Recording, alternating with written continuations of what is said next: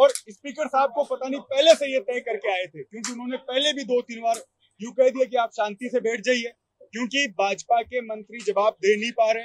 विधानसभा में पूरी तरह से भाजपा सरकार फेल हो रही है, उसको बचाव कैसे किया जाए, इसको लेकर पूरी जिम्मेदारी स्पीकर ने अपने ऊपर ले रखी थी। पहले से बार बार ये कहते विश्वविद्यालय से आए हुए छात्र नेता तुम सुधर जाओ, तुम्हें सस्पेंड कर दूंगा।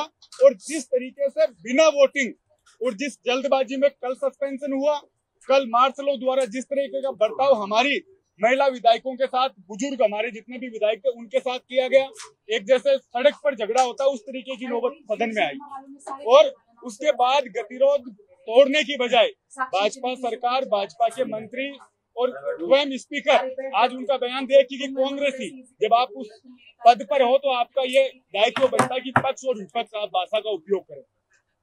कांग्रेस ही है इस तरीके की भाषा बोल रहे हैं। तो ये जितनी भी चीजें घटी और उसके बाद आज वापस से वो सुबह मुख्यमंत्री जी 10 बजे सदन में आते हैं, विधायक दल की मीटिंग लेते हैं और ये चाहते थे कि हम खड़े होकर माफी मांगे, मैं उठ के बाहर आ जाऊं।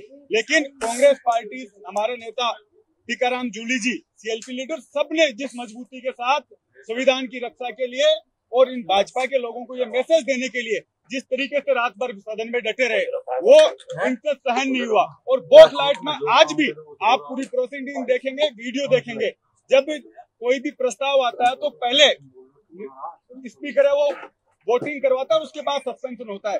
उन्होंने जिस जल्दबाजी में किया, असंवैधानिक तरीके से किया है। पूरी पार्टी जिस तरीके से एकजुट है, आगे के आंदोलन के लिए हम लोग रणनीति बनाएंगे, पूरे सीनियर नेताओं के साथ बैठकर किस तरीके से असंवैधानिक निर्णय लिया है, इसके खिलाफ क्या कर सकते हैं, उस पर हम लोग रणनीति बनाएंगे।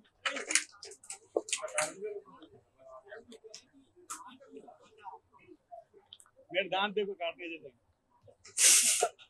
लग रहे हैं, उसके मैं वो करवा लो, टेस्ट करवा लो, मैं तैयार बैठा हूँ खुद ही काट के। ये तो बातें बनानी है। उनके लोगों ने जो हमारी महिला विधायकों के साथ बदतमीजी की, उनका कुछ नहीं है, और आज ये कह रहे हैं कि हमने उनको काटा है, तो ये सब असंवैधानिक है। इतना बड़ा मुद्दा उनके लिए था तो उनको केवल पॉइंट ऑफ ऑर्डर के माध्यम से क्यों आना चाहिए? पॉइंट ऑफ ऑर्डर तो तब होता है जब नियम की कहीं अवहेलना हो रही है प्रक्रिया में, उसको ठीक करने के लिए होता है। वैसा कुछ है नहीं।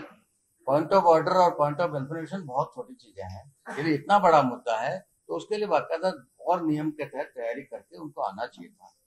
डबल एजी का मुद्दा तो 6-7 महीने पुराना है। अब तक क्या कर रहे थे वो? सदन भी पिछले 3 जुलाई से चल रहा है। अब तक उनको उसमें भी नियमों के तहत आया जा सकता था, वो सब उन्होंने नहीं किया। तो उस पर आसन से कल यही व्यवस्था दी गई थी कि आपको यदि कोई आपत्ति है, कोई मुद्दा उठाना है, उस संबंधित नियम के तहत आप आइए और मैं आपको अवसर दूंगा, मौका दूंगा।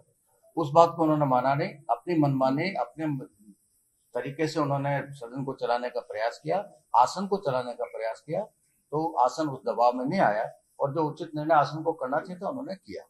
आपने कोशिश क्या की उनको बनाने की? आपने उसे कितनी बार बता रहे हमने उनको उस समय भी चलते सदन में भी प्रयास किया उनको समझाने का, वो नहीं माने। उनके सचेतक से भी, उनके नेता प्रतिपक्ष से भी संपर्क किया।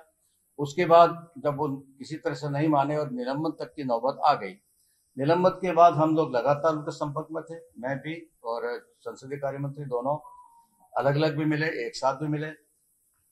उनके नेता से मिले, उनके उप नेता से मिले, उनके सचेतक से मिले, और भी उनके वरिष्ठ जो नेता है, पारिक साहब हैं या हरिमोहन जी हैं, उन सबसे मिले और सबसे उनसे कहा कि एक बार वो आदेश की पालना करे और वो निलंबित सदन से बाहर चला जाए, और उसके बाद अपन स्पीकर साहब से निवेदन करेंगे तो उसके बारे में पुनर्विचार किया जा सकता है, लेकिन पहले वो आदेश की पालना करे और आसन के प्रति सम्मान प्रदर्शित करे। वो उन्होंने नहीं किया। पहले भी ऐसे कई बार निलंबन हुए हैं और उस समय सब सदस्यों ने ये किया है, खेद भी प्रकट किया है, बाहर भी गए हैं, आदेश की पालना भी की है और उसके बाद उसका वापस निलंबन रद्द भी हुआ है। ये आज भी हो सकता था, कल भी हो सकता था यदि उन्होंने आदेश की पालना कर ली होती। उन्होंने जिद पकड़ रखी थी कि हम आदेश की पालना तो करेंगे ही नहीं, आपको ही अपना आदेश वापस देना है। तो आसन की भी अपनी मर्यादा है, सदन की भी अपनी गरिमा है, उसका पालन करना हमारी जिम्मेदारी थी। वो माननीय अध्यक्ष महोदय ने भी पालन किया और हमने भी पालन किया। रात को भी हम 11 बजे तक उनके संपर्क में थे, वहां हाउस में भी हम गए हैं, फोन से भी हम संपर्क में थे। अंत में जाके ये एक फार्मूला निकला था कि कल सुबह उनको वापस ले लिया जाए। उसमें ये हमने प्रस्ताव दिया है कि प्रश्नकाल पूरा होने दीजिए, प्रश्नकाल तक वो बाहर रह जाए, नापक्ष लॉबी में बैठ जाए या और कहीं बैठ जाए, और प्रश्नकाल पूरा होने के बाद आप निवेदन करिए, आसन विचार करिए। उसमें हम भी सहमत। उन्होंने जिद पकड़ी कि नहीं, प्रश्नकाल शुरू करने से पहले ही हमारा निपटारा करो, तो फिर बाहर कहाँ गया वो? 1 मिनट के लिए वो सदन से बाहर नहीं रहा। सजा तो मिली नहीं, तो सजा मिलने से, भुगतने से पहले कैसे माफ करते? इस कारण से गतिरोध पैदा हुआ, और ये प्रतिपक्ष की नादानी भी कह सकते हैं, हठधर्मिता भी कह सकते हैं कि उन्होंने सारे परंपराओं को दरकिनार करके इस तरह से आसन को जबरदस्ती निर्णय करने के लिए मजबूर करने का प्रयास किया।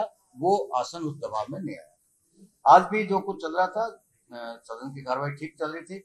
जो आज का एजेंडा था पूरा हुआ है, प्रश्नकाल भी पूरा हुआ है, शून्यकाल भी पूरा हुआ है, और उसके बाद भी चर्चा थी, वो उसमें भी कई मान्य सदस्यों ने भाग लिया है। और उसके बाद ये अंतिम चरणों में ये निर्णय हमको और करना पड़ा। उसका इसलिए करना पड़ा कि एक तो जो निलंबित सदस्य है वो बार बार सदन के अंदर बैठे बैठे भी प्रवोक भी कर रहे थे, और ऐसे वो अपने उनकी बॉडी लैंग्वेज ऐसी लग रही थी जैसे वो सदन के किसी निर्णय की परवाह नहीं करते। वो भी ठीक नहीं था। और फिर कल जब मार्शल से उनको बाहर भिजवाने का आदेश हुआ आसन से, उस आदेश की पालना के दौरान उन्होंने जो व्यवहार किया वो और भी बुरा था।